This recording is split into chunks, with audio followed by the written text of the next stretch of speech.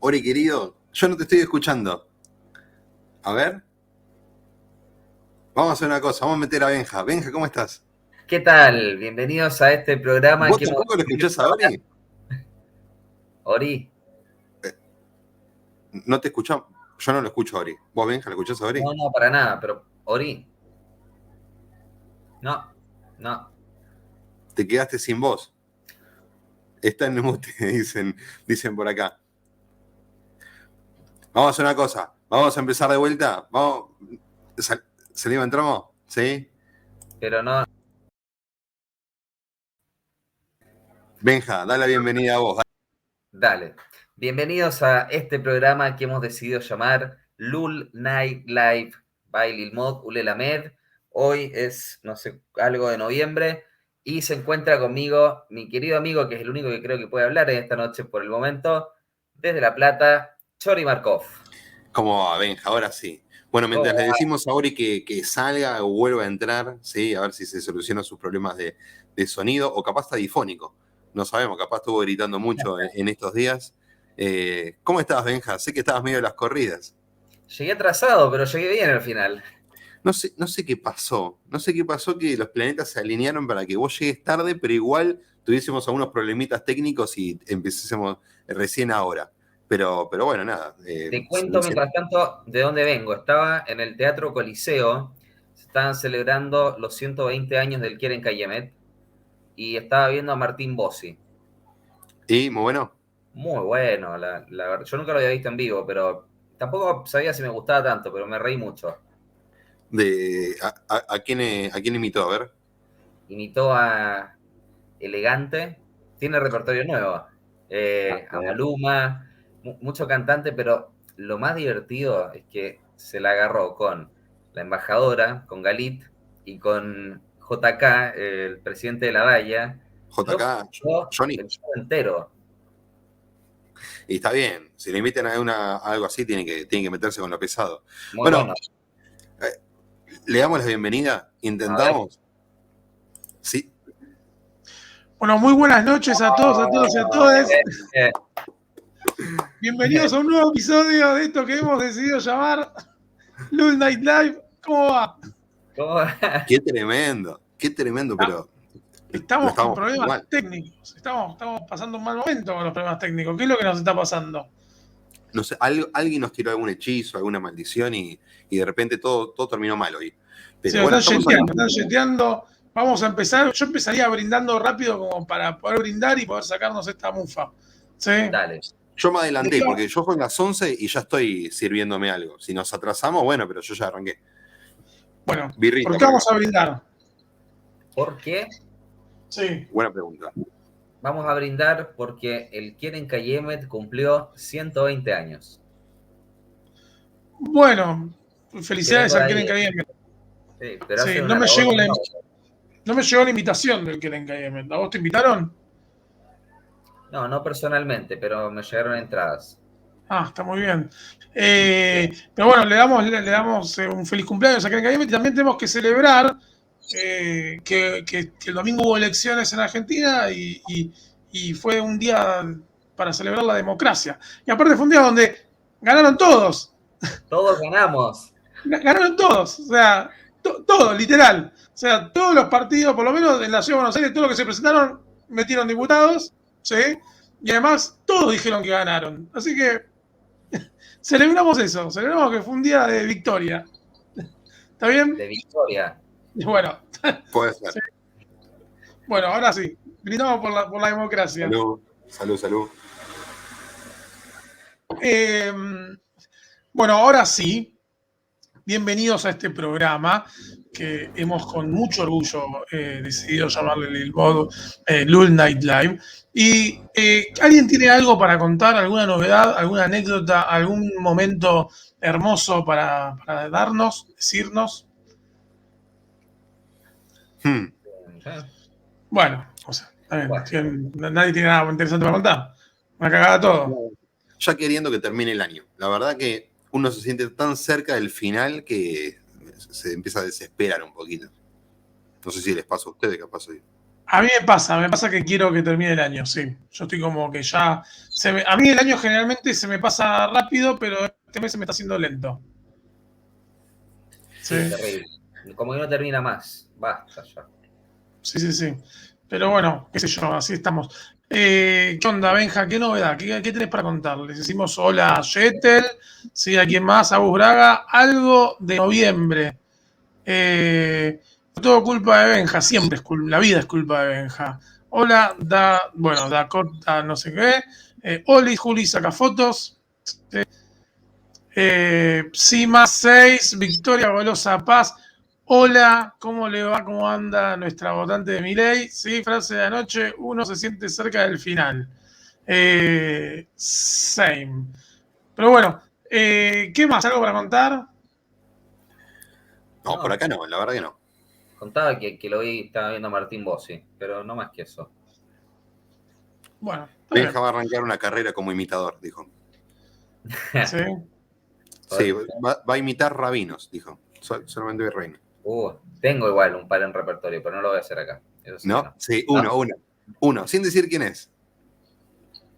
Pará. Ok, listo, está bien. No sabés. ¿Lo sacás? No lo saqué. ¿No? Nada, ¿cómo no? Es No que lo no saqué. puedo. Ok. Podemos dar un detalle. Es alguien que tiene una prenda de vestir nueva. Y se Bueno, anda terminó pensando. la pista. La única No, pista, ya está. Vamos hasta ahí. Estoy afuera. No lo saqué. No Bueno. lo saqué, perdón. Hay que es como más. Baruch de Shemot. No. Pero no, Es un bueno. profesional, No, perdón. Benja, ¿Viste? Después me van a tener que, fuera del aire me van a tener que decir quién es porque no lo saqué. Ok. No lo saqué. Pero bueno, contarles novedades y es que no sé si lo puedo contar, ahora lo estoy pensando. Bueno, lo voy a contar. Total, ¿cuánta gente está mirando en este momento el programa? Si arrancamos tarde, quizás hemos perdido espectadores. Tengo reemplazo en mi comunidad. Ya la comunidad contrató otra persona para que se ocupe del área rabínica. Así que ya tengo reemplazo en mi institución. ¿Sí? ¿Es Yara tu reemplazo? No es Yara, mi reemplazo es una persona que trabaja seria y dignamente. Pero bueno, nada, no, ya le van a conocer. Se va a presentar oficialmente el 18 de diciembre, o ese Shabbat. Se va a presentar oficialmente en la comunidad, así que ya tengo reemplazo. Ya me puedo ir tranquilamente al Uruguay sabiendo que la comunidad ya consiguió a alguien que siga con mi trabajo. Esas son mis novedades. Después, ¿qué otras novedades tengo para contar? Tengo un tema. Me han invitado a un cumpleaños. Sí. Me han invitado a un cumpleaños tipo pool party y no sé si ir. No sé si ir porque siento que soy que no doy el target de edad. Pero tengo mi debate, porque digo, bueno, pero me merezco ir y pasarla bien. Pero siento que el resto es todo muy pibites. No sé qué hacer. ¿Qué día de la semana y en qué horario es? No, es un domingo después a la tarde. ¿En Pilar? Sí. Pero tengo el debate personal de ir por la edad, ¿no? Pero yo también estoy invitado. Estamos invitados, estamos hablando del mismo lugar. Vayan juntos y quiero fotos para el siguiente stream. No sé, tengo como mi debate interno de si doy la edad, doy el target. Mirá, el cumpleañero cumplió 26. Y son 10 años. Claro. Son 10 años. ¿No? Como.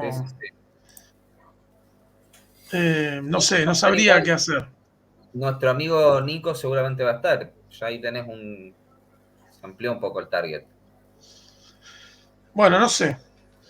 Bueno. No sé. Después lo tenemos que charlar, pero si alguien tiene ganas de opinar si tengo que ir a un cumpleaños de una persona que es 10 años menor que invitó a una pileta y donde va a haber todos niñites, no sé, de joda descontrolada, yo siento que voy a ir tipo de policía, aunque no es la idea. ¿No? Voy a estar así con el trago, mirando a la gente pasándola bien, yo si pensando, me preguntás a mí, Sí. pool party, va a haber algo para tomar, va a estar lindo el día, andá de una, sí o sí. Sí o sí. Yo creo, Ori, que tenemos que ir juntos. Bueno, lo voy a seguir meditando porque iría, que la persona me cae muy bien, la quiero, pero siento que son todos muy nenes. Eso me pasa. Pero bueno, nada, después lo vemos. Después lo seguimos charlando. Aprovechamos que son las 13:23:22 y le damos la bienvenida a nuestro invitado del día de la fecha, si no lo estiramos más. ¿Les parece? Dale. Sí, bueno, queremos presentarles, porque aparte tenía ganas de hablar de las elecciones, pero quizás es mejor hablarlo con el invitado del día de hoy. Entonces les voy a presentar, ¿sí?, a todos los que están del otro lado de la pantalla, que esperamos que pongan en sus mensajes aplausos, ¿sí? Hoy está con nosotros Ezequiel Safarstein, que es sociólogo, magíster en Sociología de la Cultura por el IDAES y UNSAM, doctor en Ciencias Sociales por la Universidad de Buenos Aires, investigador del CONICET en el Centro de Documentación e Investigación de la Cultura de Izquierdas, docente de grado y posgrado en la Universidad de Ciencias Sociales de la UBA, autor de Cómo se fabrica un bestseller político, la trastienda de los éxitos editoriales y su capacidad de intervenir en la agenda pública, una investigación sobre edición intelectual y política. Sí, bienvenido, tiene más títulos que todos nosotros juntos. Bienvenido, Ezequiel. Hola, ¿cómo están? Ori, gracias por la invitación. ¿Me faltó algo? ¿Me faltó algo? Leíste la solapa del libro. No. No, pero te voy a decir algo de tu libro, te voy a decir felicitar por algo del libro que quizás nadie te felicitó. A ver. Este libro viene con señalador. Ah. Y cuando lo vi dije, qué útil, boludo. ¿Cuánta gente? Yo a veces estoy sacando señaladores del libro para ponerle a otro, y este libro viene con señalador y dije, este libro está bien pensado. ¿Sí? Es algo que todos los libros de la editorial Siglo XXI vienen con ese señalador troquelado que yo nunca me animo a sacar. Yo lo saqué porque lo empecé a leer, así que a mí me es útil. ¿Sí? Yo sé que algunos se animan, pues estoy arruinando el libro, pero no, está para eso. Hay un debate con eso, sí. Bueno, bienvenido. La idea es que podamos hablar del libro, pero que podamos hablar de todo un poco. ¿Sí? Buenísimo. De todo un poco, porque para nosotros tenerte acá de invitado es importante por varios motivos. Primero, porque vos para nosotros no sos un escritor más. ¿Sí? ¿Por qué? Te lo tengo que aclarar, lo voy a aclarar a la gente también. Vos sos el hijo de un rabino muy importante en la ciudad de Buenos Aires, con lo cual, obviamente, tenemos un montón de preguntas sobre tu vida. Yo leí una nota tuya en Revista Anfibia, donde vos decías, durante mucho tiempo me preguntaban si soy el hijo del rabino. ¿Sí? Entonces queríamos charlar un poco sobre el tema. Vos sos el hijo de Rubén Safarstein, obviamente, quizás hay gente en el streaming que no lo conoce porque somos todos centennials, pero Rubén fue el rabino, creo, más conocido de la ciudad de Buenos Aires, por lo menos en los 90, 2000, los más conocidos. ¿Sí? Porque estuvo en el templo más grande de Villa Crespo, que es el templo de la calle Murillo, y creo que le hizo bar mitzvah por lo menos a más de 1000 pibes. ¿Sí? O sea, yo tengo un montón de amigos míos que me dicen, a mí Rubén me hizo el bar mitzvah. ¿Sí? Y yo, bueno, tengo el placer de trabajar con Rubén, Benja tuvo el placer de trabajar un tiempo con Rubén, Chori no me equivoco. No. Pero bueno, la pregunta es, ser hijo de un rabino. Desarrolle los pros y las contras. Dale. ¿A mí no me hizo el bar mitzvah? ¿No? ¿Quién te lo hizo? A ver, pará. Haremos todo. ¿Quién te lo hizo? Y bueno, porque estaba en el lugar de padre, así que sí. No. Aries Stockman. Fue el Mirá. Sí. Mirá. Así que bueno, ese no sé si es un pro o un contra, pero a todos mis amigos y amigas les había hecho el bar mitzvah, o casi todos. Así que sí, yo esa vez no. Estaba en el mismo lugar, pero en otro lado. Pros y contras. A ver, no sé. Sí, yo fui a una escuela, a una escuela primaria judía, al Sholem Aleichem. Hice doble escolaridad. A la mañana iba a una escuela pública. Ahí pasaba más desapercibido en ese sentido, y luego en la escuela de la tarde, el Sholem Aleichem, donde hacía la parte complementaria, sí, era el hijo del rabino. Bueno, lo mismo, también iba a los grupos, a Murillo, a Dor Hadash, así que ahí también lo era. Sí, eso, no pasaba muy desapercibido y siempre me preguntaban si era el hijo del rabino. Hasta que, bueno, después fui creciendo y me preguntaron cada vez un poco menos. Y él también fue creciendo y también pasó la etapa de Murillo y bueno. Pero bueno, sí, en Villa Crespo. Hoy venía pensando en eso, que sabía que me ibas a preguntar, y me acordaba de Miramar, porque también veraneábamos muchas veces en Miramar, y era, bueno, eso, salir a la calle con mi papá era que lo saluden cada 5 minutos en Villa Crespo y en Miramar. Y después en Miramar nos invitaban a almorzar, ponele, y él, quizás, esto no sé si lo puedo contar, pero ella decía, bueno, ya no quiero ver a la misma gente todo el tiempo, a la misma gente que veo en Villa Crespo, verla también en la playa, así que bueno, quería un poco también de intimidad, hubiera elegido otro lugar para vacacionar, pero no, era lógico. Es que debe romper un poco las pelotas, ¿no? O sea, pero lo digo en serio, porque si en todos lados te están saludando, no tenés intimidad, no tenés vida privada, y me imagino también que para los hijos debe ser un poco hinchabolas, ¿no? Como tengo ganas de rascarme las bolas y me vio el que se sienta en la fila 3 en la playa, ¿viste? Claro.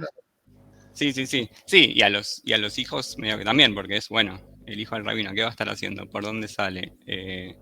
¿Con quién se junta? ¿Y a dónde va a bailar? Bueno, sí, supongo que sí. O que está con el hijo del rabino quebrando en la salida del boliche. Claro, sí. Pero bueno, pero la pregunta es, ¿tu viejo alguna vez te limitó a algo por ser el rabino? ¿Te dijo, mira, esto no, esto sí? ¿Sabes por qué te lo pregunto? Porque en algún momento nosotros tres vamos a ser padres, quizás. Benja, no sé, Benja tiene pinta de soltero toda la vida, pero quizás en algún momento seamos padres y tenemos que evitar pifiarla. ¿sí? Y sabemos que nuestros roles son roles complicados en todos los ámbitos. Entonces, te pregunto, porque quizás nos sirve también como consejo y aprendizaje. Sí. Bueno, no, yo estoy muy contento con la crianza que tuve, y creo que mi hermano también. Mis padres, bueno, y ahí hablando de mi papá, fueron, sí, creo que nos fueron como guiando o haciendo recomendaciones, pero no condicionando ni presionando demasiado, la verdad. O sea, creo que tuvimos la posibilidad de elegir mi camino, digamos, o mi hermano, si hablan con mi hermano, quizás también les dice lo mismo.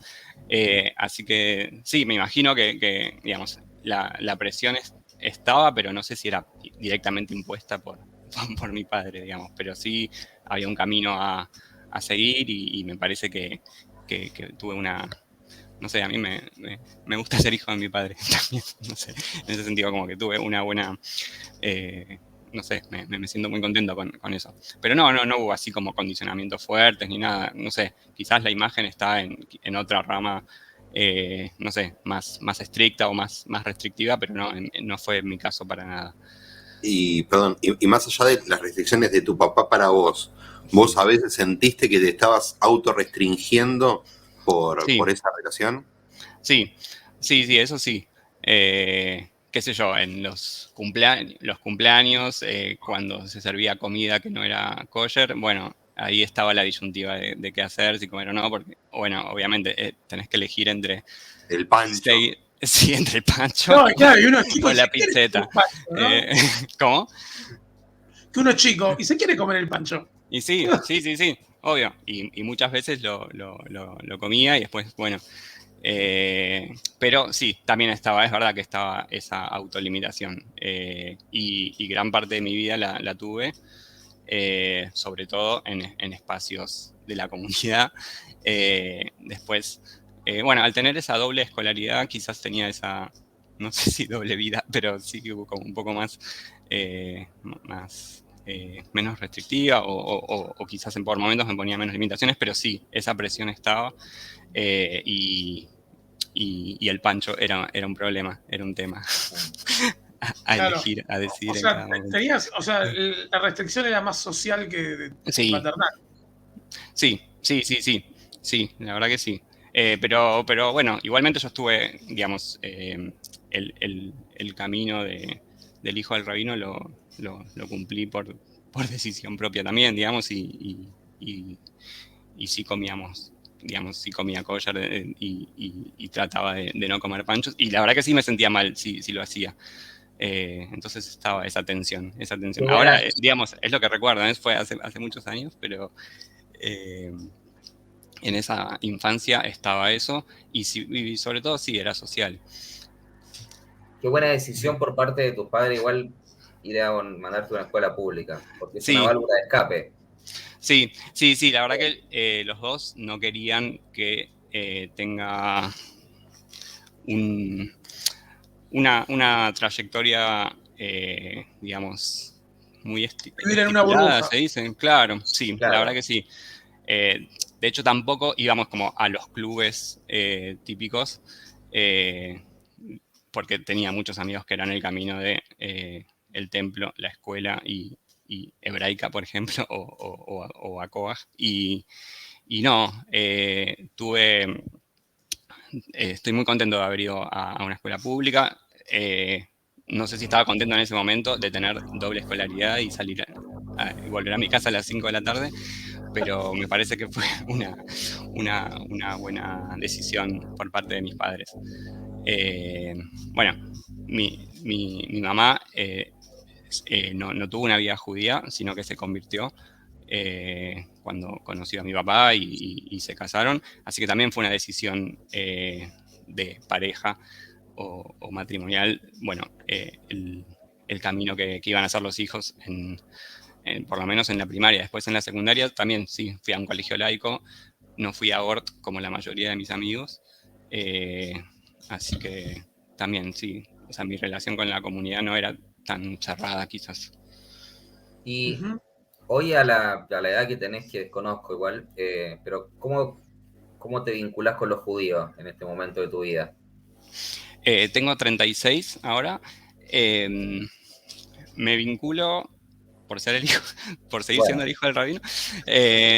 No, bueno, ahora estoy en un momento, digamos, no tengo una vida religiosa en la actualidad. Sí la tuve hasta cierta edad, religiosa o observante, digamos, en ese sentido.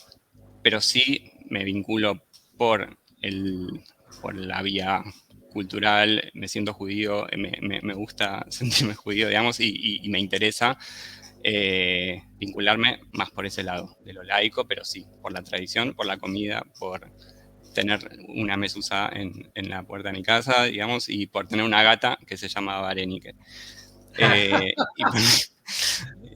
Bueno, y por algunas otras cosas más, pero sí, creo que por la comida sería una buena respuesta. Nunca se me hubiera ocurrido Varenike como nombre de gata, de femenino. Bueno, sí, es una gata diversa. Así claro. Bueno, yo tengo un amigo, Johnny Macón, que algunos lo conocen, que tiene un perro que se llama Kipe. Bueno, ahí está, lo podemos juntar. Podemos juntar, ahí va. Sí. Yo tengo una consulta nomás, ya que estuvimos hablando de esto antes. Tenés 36, la misma edad que Ori. ¿Irías a un cumpleaños de alguien 10 años menor? Sí. ¿Pool party? Sí, de una. Pool party a esta altura del año me parece que sí. ¿Viste? Gracias. Una especie de reencuentro, sí, obvio, sin duda. Bueno, y si hay panchos, no sé, fíjate. No sé qué. ¿Habrá comida? ¿Habrá comida, Benja, en ese cumpleaños? Pues, joda de una vianda, pues yo hoy me da hambre a cierta hora. ¿Qué anda? 2, 3. Yo cada 3 horas tengo que comer algo. Puedes llevar Burst. Yo de eso me acuerdo mucho. El Burst es bueno. Es muy bueno. Bueno, dicho esto, o sea, teníamos ganas de hablar un poquito porque obviamente a mí siempre me interesa saber cómo es ser el hijo de un rabino, sobre todo un rabino reconocido como tu viejo, más que nada por el hecho de que uno ve muchos hijos de rabinos y algunos siguieron el rabinato, o sea, de sus hijos, de sus padres, y otros, nada, se fueron para otro lado. Y es importante porque a veces es que obviamente tiene una clara influencia de cómo fue la crianza. Y yo lo conozco a Rubén, pero yo lo conozco a Rubén como Rabino Rubén en el templo, no como padre, y no sé cómo fue la crianza, pero vos decís que estás muy contento de ser el hijo del rabino y que tuviste una linda crianza. Bueno, me alegro, me pone muy contento que hayas podido tomar las decisiones que hiciste. Sí. Sí. Y también es eso de ser hijo de mi padre, porque ahí recién cuando decías eso, como que en el templo decían, bueno, qué padre que tenés. Claro, bueno, pero en esa función de rabino es una cosa y como padre también es muy bueno, pero era otra concepción, digamos, ¿no? Uh-huh. Yo no lo veía como el rabino, sino como mi papá. A eso quería ir. Pero bueno, vayamos a este libro, que no lo pude terminar de leer, tengo que pedir disculpas, pero me llegó ayer.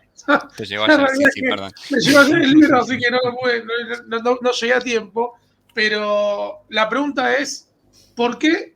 Bueno, yo lo leí acá, ¿no? Pero ¿por qué escribir un libro de cómo se fabrican los bestsellers políticos? ¿Por qué? Bien. ¿Por qué se te ocurrió esto? Bueno, no, fue un proceso de investigación. El libro es el resultado de la reescritura de una tesis de doctorado que defendí en 2016, así que es una investigación que viene del 2010, 2009 aproximadamente, todavía cuando estaba en el final de la carrera. Yo trabajaba en una cadena de librerías durante el momento de lo que mediáticamente conocemos como la grieta empezaba a hacerse, digamos, conocido, ¿no? El tema del conflicto con el campo, la ley de medios. Bueno, durante ese momento de polarización, y yo trabajaba en una librería y veía cómo esos libros se vendían mucho, los compradores o los lectores venían a pedirlo, se armaban presentaciones de esos libros en la misma librería, venían los autores, la gente se sacaba fotos, le firmaban los libros, etc. Y al mismo tiempo yo estaba cursando una de las últimas materias de la carrera de Sociología, en donde estaba cursando un seminario que se llamaba Sociología de los Intelectuales, y tenía que preparar un proyecto de investigación, y se me ocurrió empezar a pensar el fenómeno de los libros de política. Me llamaba la atención, digamos, eso. Eran libros que a mí no me gustaba leer mucho, la verdad, pero me llamaba la atención cómo se vendían, cómo los autores aparecían en los libros, en la tele, en la radio, más adelante en las redes sociales, digamos. Autores que se convertían o eran concebidos como referentes, incluso por gente cercana que los leía. Y al conocer, un poco el mundo de las librerías, me interesé por la figura de los editores. El libro está protagonizado por editores principalmente, protagonizado en el sentido que los considero como agentes muy importantes y que no son muy tenidos en cuenta en general. A la hora de ver un libro vemos, el libro, la tapa, el autor, y pensamos que es un producto del autor para el lector. Y lo que me propongo ver en esta investigación y lo que me propuse ver desde la sociología de la cultura es todo el proceso de la trastienda editorial, digamos. Cómo se piensan los libros, cómo se inventan los temas, cómo se inventan los autores, cómo se piensan a los autores y qué rol tienen los editores en ese... Sí. Vos sabés que a mí me llamó la atención porque yo, mientras leía el libro, en un momento decís que los libros sobre políticos, o sea, sobre, no sé, el de Macri de Primer Tiempo, sinceramente, que se vendían un montón. O sea, como vos estás hablando de libros que se venden un montón. Y yo cuando lo leía decía, pero ¿cómo se venden un montón? Yo paso por una librería y son los últimos libros que pienso en comprar. Pero lo digo de verdad, porque lo primero que se me cruza por la cabeza es, ¿por qué voy a comprar un libro de, no sé, de la década ganada, por ejemplo, o la década robada? Creo que hay un libro llamado La década robada. ¿Por qué voy a comprar si es algo que ya pasó? Que van a hablar de algo que ya pasó, que lo voy a comprar y como ya pasó, nada, es como que es un libro que perdí. No lo voy a poder reutilizar porque va a relatar algo que yo ya sé que pasó, ya me lo van a contar, o algún caso de corrupción. Como, eso me llama la atención. ¿Cómo puede ser que se venda algo de algo que ya pasó? Pero aparte pasó no hace mucho, o sea, contemporáneo. ¿Por qué crees que se vendió tanto? O sea, ¿por qué crees vos que es tanto el interés por eso? Sí, es cierto que son libros en general y la mayoría de ellos son muy efímeros, digamos, duran muy poco en las librerías y como vos decís, digamos, pasa un mes y quizás ya lo encontrás en una librería de saldos y pasan 2 meses y ya ni lo encontrás. En el Sí, supermercado, cuando compras el libro del sí. supermercado, mátate. Sí. Pero también es cierto que hay algunos temas, digamos, que tienen como 10, 15, 20 títulos, digamos, no sé, el tema de los libros sobre los años 70, los libros sobre la corrupción K en ese momento, o antes los libros sobre la corrupción menemista, los libros sobre la identidad argentina, digamos. Bueno, son muchos títulos que duran muy poco en las librerías, es verdad, pero al ser muchos, o sea, son temas de los que se hablan, digamos. Y en ese sentido el libro es un objeto más. Quizás a vos te pasa eso de estar como saturado de ciertos temas, no sé, lo escuchás todo el tiempo en la tele, lo escuchás todo el tiempo en la radio, ves a los autores intervenir en las redes siempre con el mismo tema y después sale un libro y decís, bueno, otra cosa más. Pero el libro, como el objeto libro, digamos, sigue siendo como un artefacto cultural que sigue siendo valorado en la sociedad argentina, o hay un imaginario acerca de eso, de que los autores escriben libros y que son objetos que importan, por más que a muchas personas ese tipo de libros no les importe, digamos. Pero sí, es un fenómeno editorial que en Argentina tiene mucha relevancia. Por ejemplo, en 2009, que era el año que les decía, los 2 libros más vendidos del año fueron este tipo de libros, uno de Luis Majul y otro de Marcos Aguinis. El de Luis Majul, perdón, el Luis Majul es el dueño. Sí, El que invitó a Víctor Hugo, no sé si se acuerdan de eso, invitó a Víctor Hugo a que presente su libro, ¿sí? Bueno. Le dio el libro a Víctor Hugo, se lo mandó con tiempo para que lo lea, lo invitó a Víctor Hugo para que lo presente el libro, con mucho orgullo dijo, Víctor Hugo va a presentar mi libro, y Víctor Hugo dice, el libro me pareció una porquería, no sé por dónde arrancar a hablar de esta mierda, y Majul se quería cortar las bolas. Sí. Pero no levantes el mío cuando decís eso. No, perdón. Vamos a hacer el recorte después. No, sí, es cierto. Ese es el miedo de toda presentación de libro. Pero a la vez, seguramente eso también le habrá ayudado a disparar las ventas, digamos. Bueno, si Víctor Hugo habla mal de mi libro, entonces para gran parte de la otra mitad de las personas les puede resultar interesante, digamos. Pero perdón, la gente que compra un libro así, ¿compraría un libro con el que a priori ya no está de acuerdo? O sea, la gente compra un libro así para reafirmar lo que ya piensa, ¿no? Para conocer algo más. Sí, gran parte de estos libros están muy definidos, digamos, quiénes son los autores y dónde se posicionan, si están de uno u otro lado de la grieta, digamos, si pensamos en esos términos. Y es cierto, digamos, creo que un librero, ahí en el libro lo pongo, un librero me decía que los libros estos son como un merchandising de las ideas. De alguna manera es como, son libros que reafirman tu posición, no es que te van a llevar a pensar una posición nueva, sino, bueno, a reafirmarla porque estás de acuerdo ya ideológicamente, políticamente con el autor, porque ya lo seguís por otros lados, y bueno, y el libro viene a condensar un poco eso. Después, es verdad que hay otros libros políticos o de coyuntura política que son más Corea del Centro, digamos, o que no están tan definidos, y que pueden ayudar a formar una posición o a pensar, etc. Pero es cierto que los más vendidos son los más opositores o los más oficialistas, digamos, y principalmente los más opositores. Durante cada gobierno siempre los libros que se oponen son los que más se venden. Durante el menemismo pasó lo mismo. A ver, justo mi hermano está haciendo la pregunta, así que la voy a leer para quedar bien con mi familia. ¿Vos crees que el autor de cada libro lo escribe sabiendo que solamente lo leerá la porción del público? Bueno, lo que acabamos de hablar, ¿no? Que son seguidores o detractores de los personajes aspiracionales. ¿Cree que lo leerá todo o cree que lo leerá todo el público? No, lo como que acabas de responder. Sí, algunos sí, pero sí puedo agregar algo. Los editores, digamos, y en esto también está la operación editorial, en tratar de que el libro lo compren la mayor cantidad de personas posibles, digamos. A la editorial le interesa que venda más, no que solamente los compren de un lado o del otro.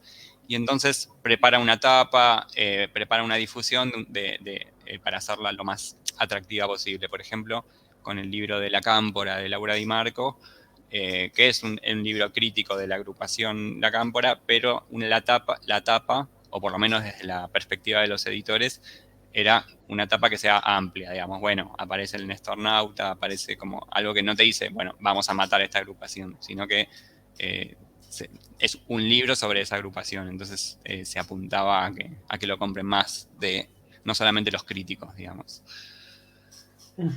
Te voy a hacer una pregunta. ¿Por qué, o quizás me pasa a mí, por qué no veo tantos libros de la izquierda?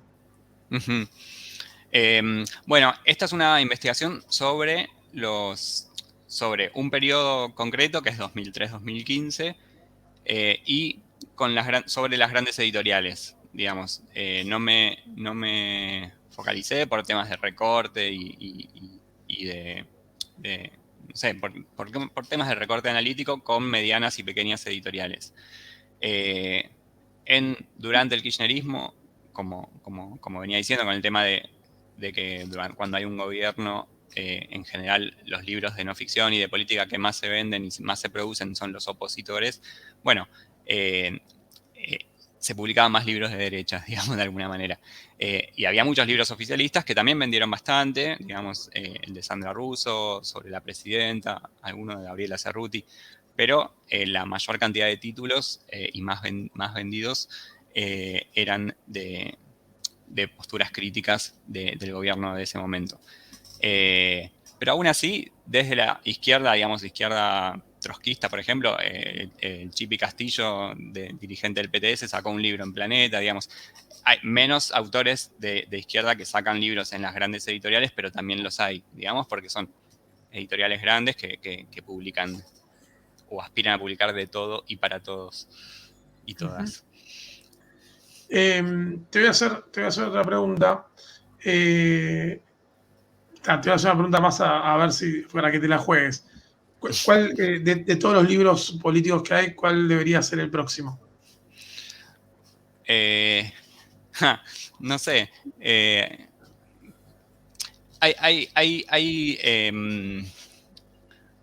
Hay libros de políticos así que agarran un tema que ya está muy presente y es un poco lo trabajo en el libro, digamos. Los libros, los instant books, digamos. Bueno, sale un caso, por ejemplo, en su momento, no sé, el caso Vudú, y ya sale a los 2 meses el libro Tremendo, rapidísimo salen los libros. Sí. ¿Sabes? En un mes o menos, digamos, bueno, las editoriales dicen, bueno, vamos a buscar al autor que pueda escribir en este momento, en el menor tiempo posible, un libro sobre tal cosa. Y quizás agarran a algún autor que ya estaba escribiendo algo y reconvierten un poco el libro para que salga de ese momento. Por ejemplo, el periodista Young tenía un libro sobre la CIDE que salió y le fue bien.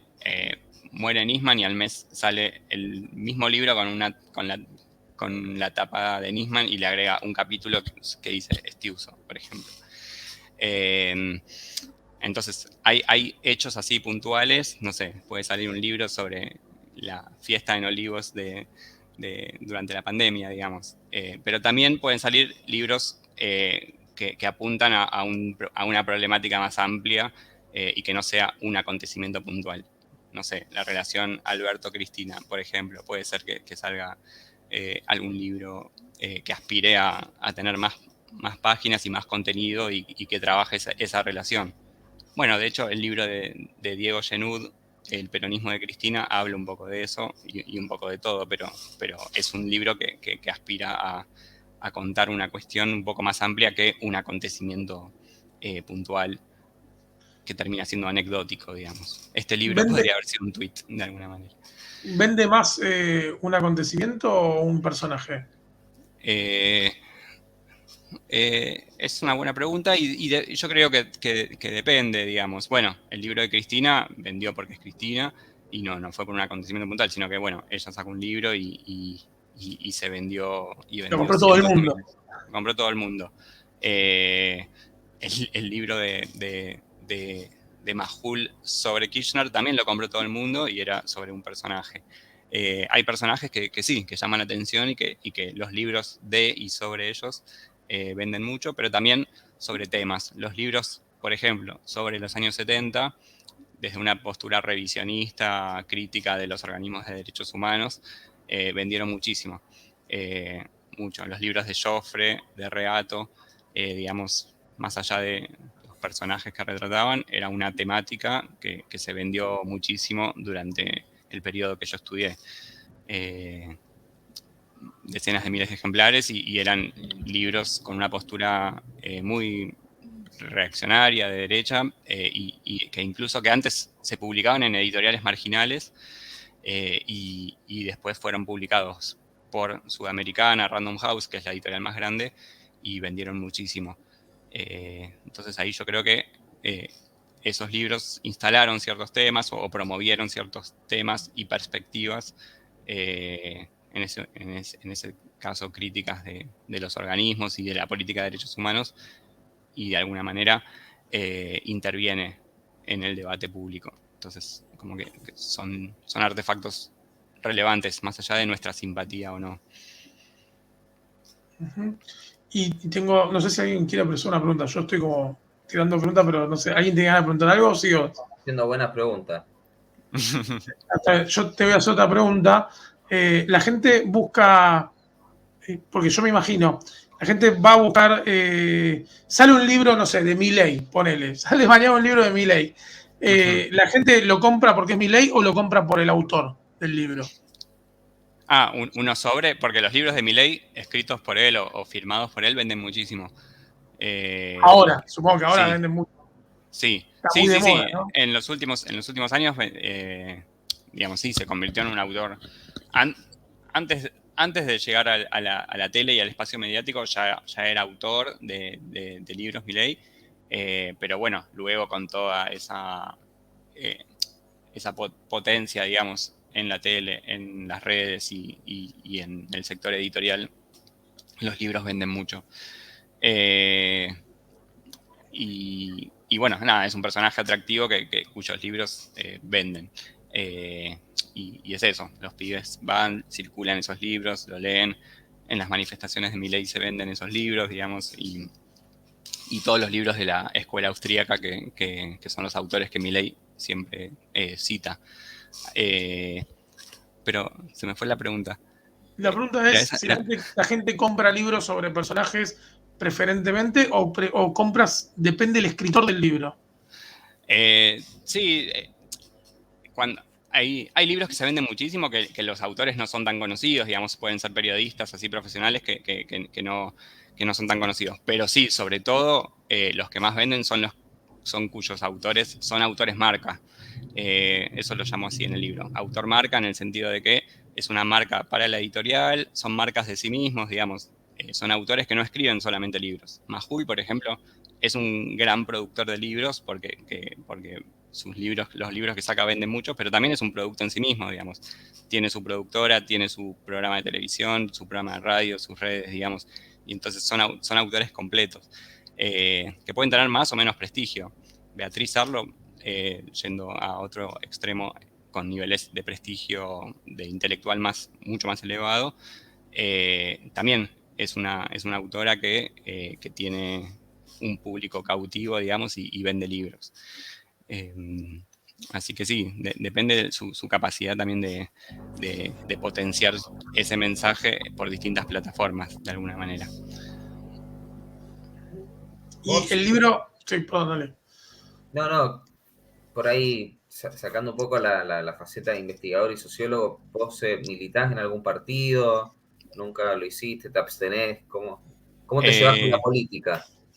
No, la política me interesa muchísimo, pero no milito, digamos, y mi investigación, yo te vuelvo al libro, pero apunta, digamos, a tener una mirada, digamos, sí, crítica y profunda, pero sin tomar partido, digamos, es una investigación, digamos, sociológica que apunta a conocer un mundo, digamos, que es el mundo editorial, pero también el mundo de la política en la actualidad entender cómo se hace política y que una de las maneras para hacer política es a través de los libros, pero sin una postura, digamos, porque sí, ahí ya se saldría de la mirada más académica o sociológica sobre el tema. Pero sí, obviamente que la política me interesa, me interpela, no milito, pero sí me interesa y estoy pendiente todo el tiempo, digamos, sí. Yo te quería preguntar por si puede llegar a existir algún tipo de responsabilidad social de las editoriales. Por supuesto que las editoriales son empresas y como tales su fin es el lucro y está perfecto. Y también, por supuesto, que vivimos bajo una libertad de expresión donde cada uno puede escribir y manifestarse como quiera. Pero está claro que también las editoriales alimentan o van reproduciendo muchos discursos que en algunos momentos pueden destruir más que construir. ¿Se les puede asignar algún tipo de responsabilidad social o esto en una sociedad democrática, republicana, como vivimos, no tiene sentido? No, sí, tiene sentido y creo que la figura ahí, o sea, las editoriales son empresas, los accionistas, digamos, bueno, quieren generar rentabilidad o que los libros generen esa rentabilidad.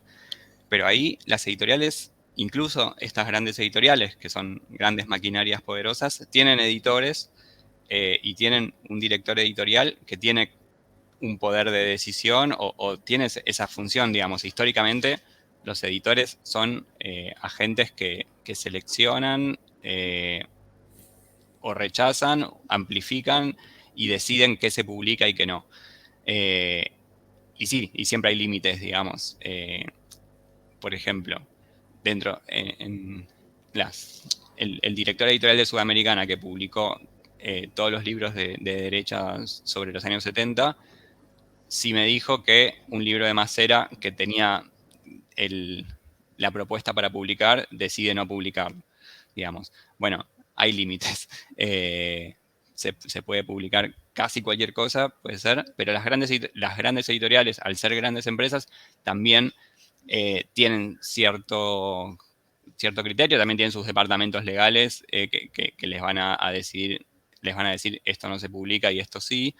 Entonces sí, hay ciertos límites que tienen que ver con lo económico, con lo político, pero también con lo que vos decís, digamos, con una responsabilidad moral del director editorial o la directora editorial que en última instancia decide que sí y que no.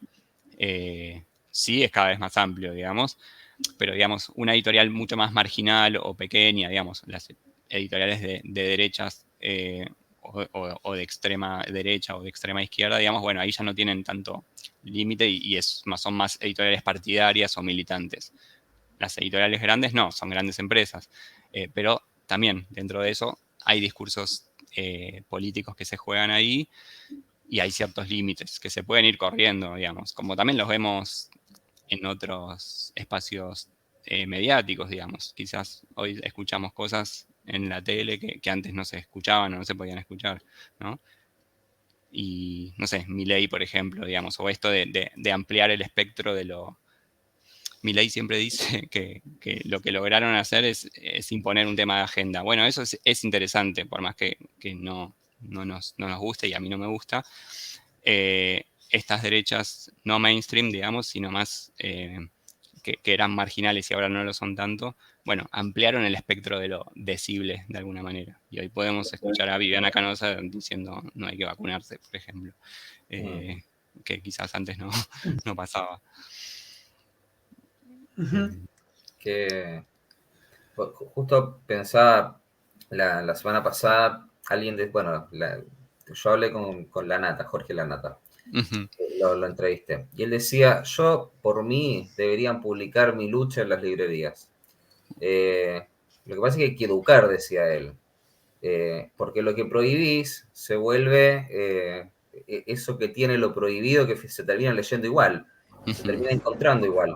Decía, yo creo que la libertad de expresión no tiene límites, decía él, pero hay que educar por sobre ello y ahí uno pone los límites. No sé, Yo en general siempre tuve mucha aprensión con publicar mi lucha, pero Ujú. entiendo también el argumento ese. No sé qué. Sí, pero bueno, ahí me parece que estaría faltando por parte de la nata, digamos, una mirada editorial, porque en definitiva las editoriales construyen ciertos catálogos y los catálogos de las editoriales históricamente dicen algo, digamos. O sea, bueno, una editorial se la podía reconocer por su catálogo. Entonces, en un catálogo no siempre convivían la derecha y la izquierda, digamos, por ejemplo. En editoriales más políticas o más pequeñas, en los años 60, en los años 70, reconocíamos a una editorial por su catálogo. Hoy esos catálogos son mucho más amplios e incluso conviven posturas contrapuestas, pero en definitiva hay una decisión editorial y hay personas que deciden, bueno, esto se publica y esto no. Y ese caso del director editorial que decidió no publicar a Macera, pero sí a libros que pueden decir más o menos lo mismo que podía decir Macera, bueno, ahí hay quizás cierto límite que un director editorial tiene ese poder de decisión de decir, bueno, esto no, hasta acá llegamos y más allá no. Me parece que eso tiene que ver con también qué le piden los accionistas de la empresa, digamos, o sea, como en estas grandes editoriales, los directores editoriales no son los dueños, pero sí deciden y tienen cierta autonomía para publicar, ¿no? Para decir que sí y que no. Me parece que es un debate, digamos, interesante, sí. Te quería preguntar sobre las elecciones que pasaron la semana, el domingo. ¿Sí? Ujú. Te quería preguntar, bueno, sos sociólogo, ¿sí? Estudias sobre las izquierdas, entonces te quería preguntar qué opinión tenés sobre las elecciones. O sea, cuando nosotros arrancamos el programa medio diciendo que ganaron todos, ¿sí? Porque Ujú. todos dicen que ganaron. ¿Sí? Te quería preguntar a vos, ¿qué opinás sobre las elecciones que pasaron? Estoy contento que ya hayan pasado, porque ya estaba medio saturado. Pero bueno, no, de lo interesante de las elecciones, bueno, me parece interesante esa construcción bueno, de que ganaron todos, ¿no? Por un lado, sí me parecía eso, que los que ganaron a nivel nacional están mucho tiempo explicando que ganaron, digamos, entonces, bueno, hay algo que no funcionó tanto, digamos, o que esperaban un resultado mejor. Y digo eso, que si estás todo el tiempo explicando que ganaste y que los otros no deberían festejar porque no ganaron, hay algo que no funciona. Pero sí me parece interesante el fenómeno de las derechas en esta elección, que viene en línea un poco con lo que vengo trabajando, con las nuevas derechas y el crecimiento de Milei, por ejemplo, que es algo que me interesa, sí, desde a partir de estudiar el mundo del libro, pero y de las presentaciones de libros de Milei y de otros jóvenes y referentes de las derechas. Pero, por ejemplo, la izquierda también tuvo como su mejor elección en los Sí, últimos, por lo menos 20 años. O sí. sea, es como que la derecha y la izquierda tuvieron su mejor elección en los últimos. O sea, la Ujú. derecha fue como su primera elección, pero los dos tuvieron como Sí, sus grandes elecciones. O sea, en Jujuy la izquierda sacó un 25%. sí, sí, O sí, es sea, una locura. es una locura. Sí, sí, En un sí, sí. lugar que encima es como muy caudillaje, como la izquierda, un Ujú. 25% en un lugar donde generalmente gana o el peronismo Sí, o el radicalismo, es como, es mucho, sí, es es súper muchísimo. interesante. Bueno, Entonces la pregunta es sí, ¿por qué esta polarización y ujú, a qué lo ves? sí. ¿A qué se debe? Creo que eh, lo digo más como opinión, digamos, porque no soy analista político, pero eh, sí pensando en que estos últimos años, digamos, y no me refiero a estos últimos 2, sino a estos últimos 7 años o 6, 7 años, digamos, bueno, sí llevaron a que crisis económica, pandemia y cierto hartazgo en general lleve a un crecimiento de esas de ambas posturas, digamos. Lo de la izquierda me parece súper interesante y los de las derechas también me parece interesante, pero también lo pienso en términos más globales, digamos, o globales, digamos. No es algo que pase solamente en Argentina. Como para el caso de Milei, digamos. Bueno, Milei está acá, pero a nivel Europa, digamos, o hay un ascenso de partidos de derecha o un crecimiento de partidos de derecha que impiden que el caso de Milei sea un fenómeno exclusivamente argentino. De hecho, Sí, por el domingo ejemplo, hay elecciones en Chile es, y quien está primero es un candidato de extrema Claro. derecha, ¿no? Como un pinochetista y como, no sé, y si gana ya la región quedaría como medio rara, ¿no? Con Bolsonaro y Kast ahí. Nada, así que no, en ese sentido me parece que sí, es una cuestión a prestarle mucha atención y no subestimarla y tratar de entenderla. Esa es mi mirada de las elecciones. Me parece que es un momento interesante para estudiarlo también. No sé si para atravesarlo y vivirlo con simpatía, pero sí para entender qué pasa, porque después nos preguntamos qué pasa o cómo llegaron estos partidos y bueno, hay que entender todo ese trayecto. Bueno, habrá que escribir un libro político sobre cómo llevan estos partidos en algún momento. Sí. Hay un libro muy bueno que es el de Pablo Stefanoni que se llama La rebeldía se volvió de derecha y bueno, explica un poco el crecimiento de estos partidos de derecha, no tanto en Argentina, sino a nivel más global, Estados Unidos y Europa. qué importante, es un buen título, ¿eh? Sí, totalmente. Sí. Y es en forma de pregunta. Así que, bueno, es de la misma editorial que la mía y también es en forma de pregunta el título. ¿El título lo pensaste vos del libro o No, la editorial. la editorial? Sí, la tapa también. ¿Y tuviste que cambiarlo mucho desde el 2019 Sí. hasta acá? Sí, era una tesis no tan larga, pero de 300 y pico de páginas, con un registro más académico, digamos, con más referencias, más citas, más marco teórico y metodología que para el pasaje al libro, por la lógica del mercado editorial, porque se pretende que sea un libro que se lea más que el grupo de 5 o 6 sociólogos que le interesa el tema, implicó una reescritura completa. Pero quiero decirte editorial. que se lee fácil. O sea, yo lo empecé a leer y de repente me di cuenta que había hecho 15 hojas y me pareció súper interesante porque aparte, bueno, esto de hablar de cosas que uno conoce, ¿no? Hablaste de autores, escritores, libros, momentos. Entonces Sí. se me hizo como, lo empecé a leer y fui pasando. Fui pasando y dije, mira qué rápido que leí. O sea, me terminé un café en un bar y había leído unas 15 o 20 hojas. Pero bueno, no puedo hacerte ningún comentario en mi opinión del libro porque, nada, Vendrá leí después. 20 y pico de hojas, no mucho más. Pero bueno, te agradezco el hecho de habernos hecho llegar el libro y te agradezco el hecho de haberte tomado este tiempo y este espacio para poder estar aquí. Les recomendamos el libro de ese, ¿sí? Porque nada, es entender por qué surgen los libros, tantos libros de políticos, ¿sí? y de temas políticos. No sé si alguien tiene algo más para decir, se nos está pasando la hora.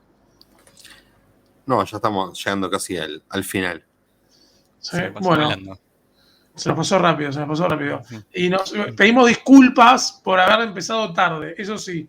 Pedimos disculpas por haber empezado tarde, pero bueno, mañana, para quien se haya perdido este programa, lo tendrán en YouTube también subido. Así que, bueno, les agradecemos a todos, a todas y a todos por haber participado. Nosotros acá cerramos el programa saludando como la reina de Inglaterra, porque Bueno. la queremos a la reina. Dale. No sabemos por qué, pero la queremos, ¿sí? Así que, bueno, les saludamos y nos vemos cuando nos veamos. Saludos. Bueno, gracias por la invitación. Adiós.